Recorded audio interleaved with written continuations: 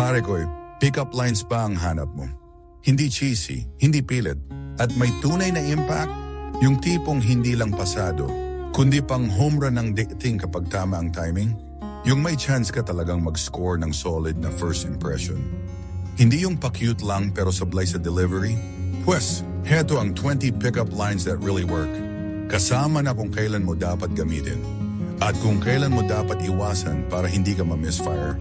Pare ko, isang maliit na pabor lang, paki-comment kung taga-saan ka. Para alam ko kung hanggang saan umaabot ang video natin. Salamat, bossing. Tara na, banatan na natin to, pare ko. Situational and observational, the icebreaker. Gumagana ito dahil attentive ka. Present ka sa moment. Hindi random, hindi pilit.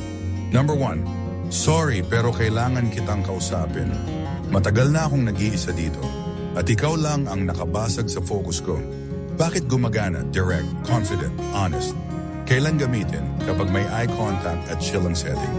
Huwag gamitin kapag busy siya, stressed o may kausap. Na number 2, mukhang napakabigat ng iniisip mo. Sige, akin na. Pwede mong ilagay sa akin lahat ng iniisip mo. Simulan mo sa pangalan mo. Bakit gumagana? Teasing pero respectful. Kailan gamitin? Kapag deep in thought siya pero relaxed. Huwag gamitin kapag malinaw na malungkot o problematic ang vibe. Number 3. Ano yan? Maganda ba? Kasi wala pa akong nakikitang mas maganda kaysa sa ngiti mo habang nagbabasa. Bakit gumagana? Ultra-specific compliment. Kailan gamitin? Kapag reading and calm. Huwag na gamitin kapag may earphones or obvious na ayaw ma-disturb. Number 4. Excuse me, pwede mo ba akong samahan mag-decide? Ano ang masarap i-order? Yung kasing sweet mo o yung kasing ganda mo? Bakit gumagana? Playful involvement. Kailan gamitin? Cafe, resto, food line. Huwag gamitin kapag bad mood ang crowd. Number 5. Medyo awkward ako. Gusto ko sanang magtanong. Masaya ka ba? Kasi kung hindi, I'm taking you out of here in 5 minutes.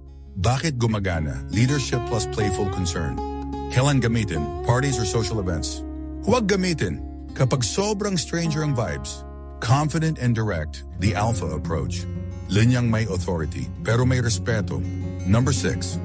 Dapat kitang makilala. Kaya anong gagawin natin? Magpapakilala ka o ako ang magsisimula? Bakit gumagana? Controlled options. Kailan gamitin? Kapag may rapport. Huwag gamitin kapag cold approach sa taong busy o nakatalikod. Number 7. Magtataka ako sa sarili ko buong linggo. Kung hindi ako lumapit at tinanong ka, kung anong pangalan mo, bakit gumagana? Sincere plus honest. Kailan gamitin? Chill vibe. Huwag gamitin kapag noisy at hurried ang environment. Number 8. Ang pangit ng araw ko kanina.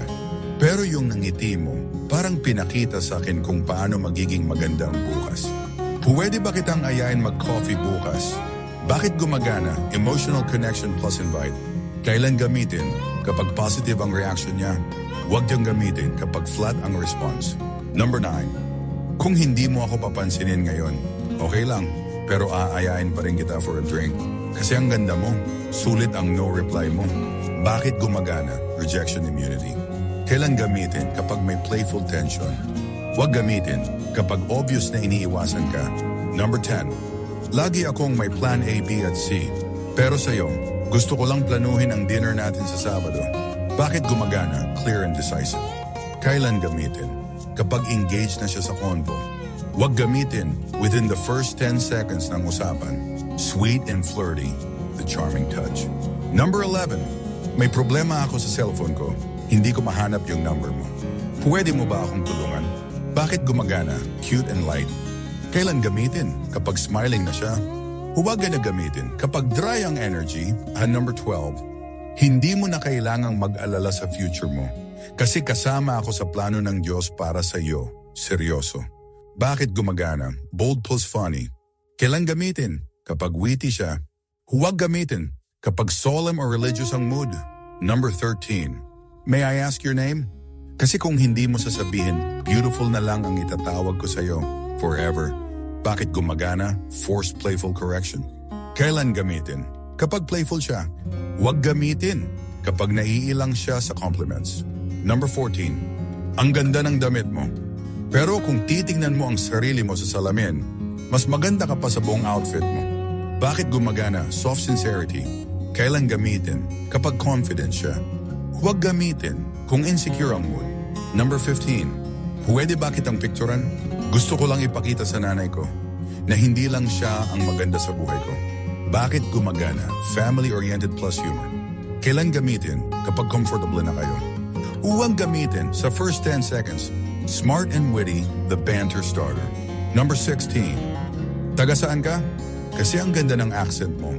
Pero teka, accent ba yan? O boses lang talaga ng taong mamahaling ko? Bakit gumagana? Playful misdirection. Kailan gamitin kapag nagsasalita na siya? Huwag gamitin kung sensitive siya sa accent. Number 17. Pwede mo ba akong sundin? Kasi may gusto akong puntahan. Ang puso mo. Sorry. Bakit gumagana? Classic but confident. Kailan gamitin? Kapag positive ang energy. Huwag niya gamitin kapag reserved siya. Number 18. Nag-order ako ng kape kanina. Pero napansin ko, mas matamis ka pa. Pwede bang lumipat na lang ako sa'yo? Bakit gumagana?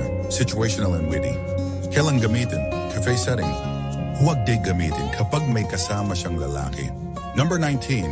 Sabi nila ang happiest place on earth ay Disneyland. Pero sa tingin ko mali sila.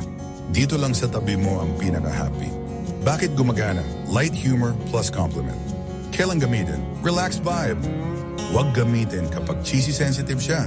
Number 20. Paborito ko ang ganitong pagkain. Pero mas gusto ko yung lasa ng chance. Pwede ba kitang bigyan ng chance na mailibre ka ng dinner?